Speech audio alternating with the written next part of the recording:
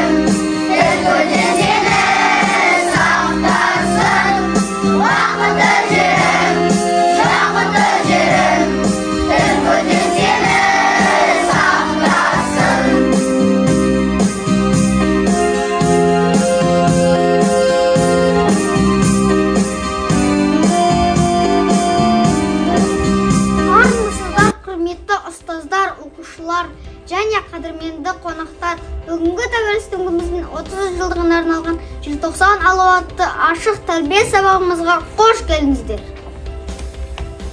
Тәуелсіздік күні еліміздің барлық азаматтары үшін орны ерекше мереке деп білеміз. Себебі осына жүрек жарды, қуанышқа толы күнді ата-бабаларымыз ғасырлар бойы армандап күтумен өтті. Желтоқсан әркімнің жадында, тарихи ғасыр жолнамасында мәңгі жазылып қалды. Өйткені ол дүниені дүр сілкіндірген оқиға еді. Ол еркіндік пен теңдікті талап кеткен ел ұландары, жас жігіттер мен қыздардың бас көтеруі еді. Бейбіт шеруге шығып, билік тарапынан кінәлі деп санаған жастарымыздың бір бөлігін қанды қырғында көз жұмса, аман қалғандары өздері аңсаған азаттық қызығын көріп арамызда жүр. Тарихымыздың ерекше орны бар. Бәріміз куәсі болған халқымыздың қасіреті мен ар-намысына сонымен бірге мақтанышына айналған 1986 жылғы желтоқсан көтерілісінің қазақ халқының дүние жүзіне танытты. Желтоқсан оқиғасы халқымыз үшін қайғылы да қаралы күндер болып саналмағанымен, тарихымыздың шежіресін алтын әріптермен жазылды. Оның ел санасын оятудағы тәуелсіздікке талпынуға мән-маңызы өте зор. Көкту көтерілді бағым жанып, елтамбам күл әлемге таныды анып. Шырқадым әнұранды бар дауыспен, арманым атазан қабылданып. Біздің жаққа жеткен екен жылағыз. Егемендік ел бақытты ертеңі, ол қалай құтты болсын қуаныш. Желтоқсан күні қандай ызғарлы, жүректер жазылмайтын сыз қалды. От боп жанған қазан жастарды, жалынмен ерітті мұздарды. Сол мұздарды жанды алау өшпейтін, еркіндікті қашанда ел көксейтін, қаныменен тарихтарда жазылып, қайраттардың аты қалды сөнбей. 1986 жылы 16-17 желтоқсанда Алматы қаласы бұрынғы Астанамыз қазіргі бас қаламызда мыңдаған қазақ жастары наразылық білдіріп шеруге шықты. Олар тәуелсіздік керек, қазақ еліне өз көсемі сайлансын деп тілектер білдірді.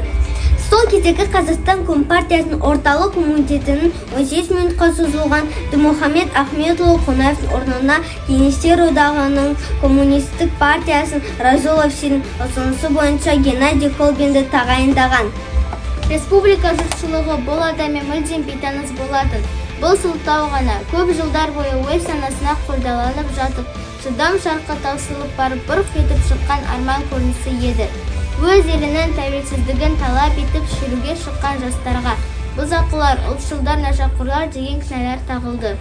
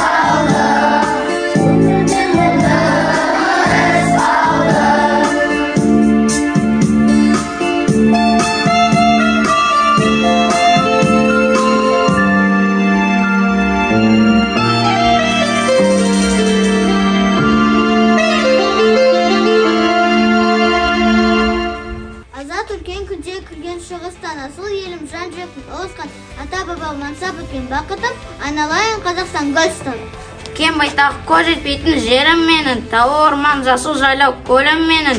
Бүгінде бар әлемге даңқын жетті, тәуелсіз Қазақстан елім менің. Бақытты Республика Қазақстан көгінде ақ көгершін қаздар ұшқан саған жетпіс құшағым. Әлемде қыс болса бір шетке жас алысқан. 16 желтоқсан тәуелсіздік алған күн ерекше болып мәңгілік ел жадында қалған. Желтоқсан заман туғанға байтақтаған, шарпан сәті, үміт пен күдік қаланы. Желтоқсан қайрат ләззат сабира құрбаны болған шағын. Ал қоғамның адамнан бар ма асылы, кеткен жоқ құлақтан зар басылып, бұғаудағы бұлдақтар кете барды, бірі атылып, бірі дарға асылып. Желтоқсан мекенім, ақиқатын алтын бесік екенсің, елім жерім, отаным бақ дәулеттім, болашағым, өнер білім өлкенім. Бейбіт өмір, тілеймін мен халқыма, туған тілім, шұбарланба жарқыра, тарихында талап көбесін, бас иемін ата-баба рухына. Жүректе намыс оты лапылдаған, күш жүрегі жастардың сарқылмаған, отан үшін олар шығып алаңға, қарсағы өзенде тасқындаған. Болмасан да сол кезде мен сеземін жүректе намыс оты сөнбеген, ызғардың аязын түзгендердің бұл күні оңайлықпен келмеген. Құтты болсын тәуелсіздік мерекесі, мықты болсын. Еліміз керегесі тұтаты бол. Халқымыз әрқашан кетпесен туған жерін берекесі.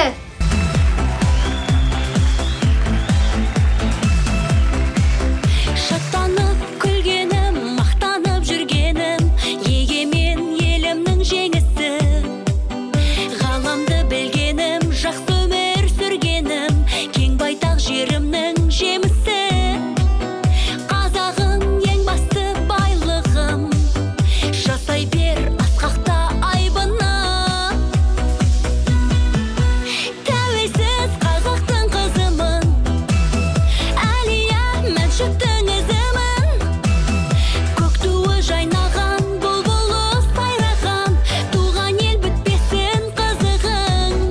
Тәуелсіз қазақтың қызымын, Әлия Мәншүктің ізімін. Көк туы жайнаған, бұлбұлы сайраған, туған ел бітпесін қызығың. Қызығың, қызығың. Намысын бермеген, жасқанып көрмеген, алашқа арқамды сүйедім. Қылышын сермеген, биікке өрлеген, арайлы әр таңды сүйемін. Қазағым ең басты байлығым, жасай бер асқақта айбыны. Тәуелсіз қазақтың қызымын, Әлия Мәншүктің ізімін. Көк туы жайнаған, бұлбұлы сайраған, туған ел бітпесін қызығың. Тәуелсіз қазақтың қызымын, Әлия Мәншүктің ізімін. Көк туы жайнаған, бұлбұлы сайраған, туған ел бітпесін қызығың. Қызығың, қызығың.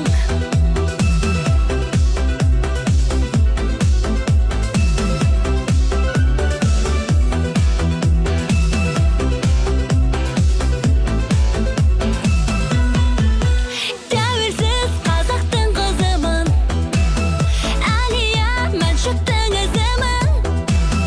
Көк туы жайнаған, бұлбұлы сайраған, туған ел бітпесін қызығың. Тәуелсіз қазақтың қызымын, Әлия Мәншүктің ізімін. Көк туы жайнаған, бұлбұлы сайраған, туған ел бітпесін қызығың.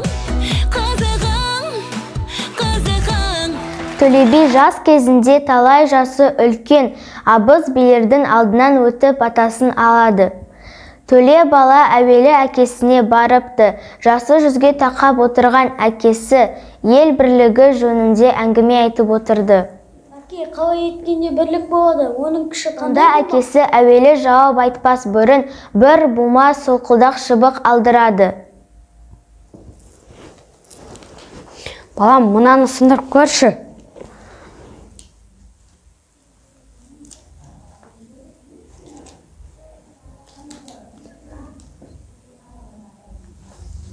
Енді сол шыбықты біртіндеп сындыршы.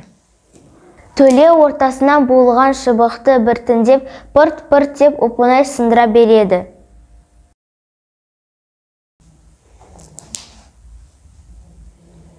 Балам, бұдан не түсіндің? Түсіндім әке, бұл мысалымыздың мәнісі ынтымағы бірлігі. Мықты елді жауды, дауды ала алмайды, саяқ жүрген таяқ жейді демекші. Ынтымағы бірлігі жоқты, жауды, дауды оп-оңай алады дегеніміз ғой. Бәрекелді балам, дұрыс таптың. Ел билеу үшін алдымен елді ынтымаққа, ауызбіршілікке шақыра біл. Бақ қайда барасың дегенде ынтымаққа барамын дегеннің мәнісі осы.